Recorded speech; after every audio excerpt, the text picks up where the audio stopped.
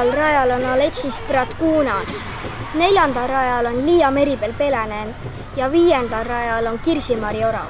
Tere! Täna oleme siia kogunenud, et näha eepilist vasasseisu. Võistlejad starti!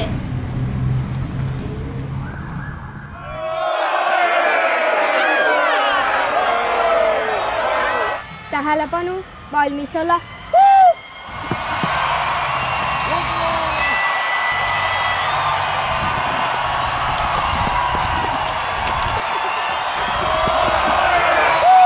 Viga!